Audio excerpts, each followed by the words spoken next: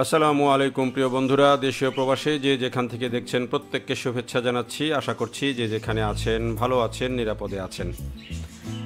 প্রায় 2 ঘন্টার রাস্তা এখন মাত্র 20 মিনিটে পাড়ি দিচ্ছেন চালকরা, এবং এই ম্যাজিক্যাল কাজটি হয়েছে গাজীপুরের যে ভোগড়া বাইপাস, সেই ভোগড়া বাইপাস থেকে পূর্বাচল পর্যন্ত ঢাকা বাইপাস এক্সপ্রেসওয়ের যে প্রথম অংশ খুলে দেওয়া হয়েছে, সেই খুলে দেওয়ার পর এখন কিন্তু এক ধরনের ম্যাজিক্যাল কাজই বলা যায়।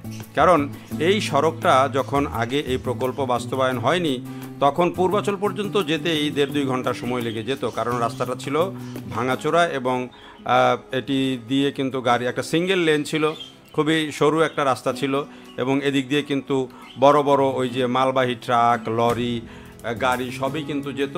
এবং সেই সড়কটি এখন কিন্তু একেবারে ম্যাজিক্যালি এটি চেঞ্জ হয়ে গেছে, এবং এইটি হচ্ছে সেই Dhaka bypass expressway. Dhaka bypass expressway গাজীপুরের ভোগড়া থেকে মদনপুর পর্যন্ত যেই অংশ, সেটি যখন পরিপূর্ণভাবে চালু হয়ে যাবে, তখন এই ম্যাজিকটা কিন্তু আরও চমৎকারভাবে দেখা যাবে।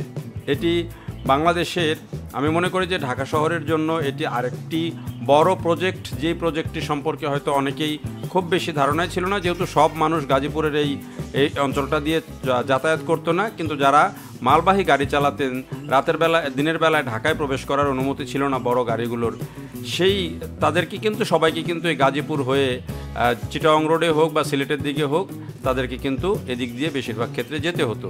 তো সেই চালকরা কিন্তু এখন বেজায় খুশি যে তারা মাত্র পূর্বাচল পর্যন্ত অল্প সময়ের মধ্যে চলে যেতে পারছেন। আর যখন পুরো কাজটা শেষ হয়ে যাবে একেবারে নারায়ণগঞ্জ পর্যন্ত, তখন তারা কিন্তু একেবারে এই 40-42 মিনিটেই কিন্তু তারা চলে যাবেন চিটাগং রোড বা এদিক থেকে, মানে নারায়ণগঞ্জে যাওয়ার পরে তারা কিন্তু যেদিকে ইচ্ছা পূর্ব দিকে হোক বা সেটি চিটাগংয়ের দিকে, সিলেটের দিকে, যেদিকে হোক তারা যেতে পারবেন। এমন একটা পরিস্থিতি তৈরি হয়েছে এই প্রকল্পের মাধ্যমে, এবং এই প্রকল্পটি আমি আরও বেশি কার্যকর এই প্রকল্পটি হবে আমি ব্যক্তিগতভাবে যেটি মনে করি, যেটি এখন ঢাকা আশুলিয়া এলিভেটেড এক্সপ্রেসওয়ে চলছে, এটি 2026 সালে শেষ হবে।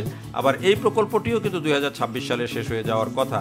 এটি বিগত আওয়ামী লীগ সরকারের আমলে দুটি প্রকল্পই কাজ শুরু হয়েছিল 21-22 সালের দিকে, এবং এই দুটি প্রকল্প যখন একসাথে শেষ হয়ে যাবে বা কাছাকাছি সময় যদি শেষ হয়ে যায়, আমি বলতে চাচ্ছি যখন এই দুটি ঢাকা আশুলিয়া এলিভেটেড এক্সপ্রেসওয়ে এবং এই বাইপাস এক্সপ্রেসওয়ে যখন পরিপূর্ণভাবে চালু হয়ে যাবে, তখন ঢাকা শহরে আর কোনো বড় মালবাহী গাড়ি, লরি, এগুলো যেগুলো চিটাগংয়ে যাবে, সিলেটে যাবে, বা চিটাগং থেকে এসে উত্তরবঙ্গের দিকে চলে যাবে, গাজীপুরে ময়মনসিংহের দিকে চলে যাবে, বা দক্ষিণবঙ্গেও যারা যেতে চায়, তাদের কিন্তু আর ঢাকা শহরে প্রবেশ করতে হবে না। তাহলে আপনি বুঝেন যে প্রতিদিন ঢাকা শহরে কি পরিমাণ বড় গাড়ির চলাচল বন্ধ হবে। রাতের বেলায় যে এখন আমরা যানজট লেগে থাকে ঢাকা শহরে, এখন কিন্তু বড় গাড়ির কারণে ঢাকা শহরে রাতের বেলাতেও অনেক, মানে রাতে একটা সময় আপনি যানজট পাবেন, সেগুলো হচ্ছে ট্রাকের কারণে, মালবাহী গাড়ির কারণে। তো যখন এটি হয়ে যাবে তখন কিন্তু ওই জ্যামটাও আর থাকবে না। ফলে আমি এই প্রকল্পটিকে এবং ঢাকা আশুলিয়া এলিভেটেড এক্সপ্রেসওয়ে, এই দুটি প্রকল্প যখন চালু হবে, আমার কাছে মনে হয় যে ঢাকা শহরে মালবাহী গাড়ির যন্ত্রণা যেমন কমবে, ঢাকা শহরের যানজটও অনেক বেশি রিডিউস হয়ে যাবে। দেখার জন্য ধন্যবাদ সবাইকে।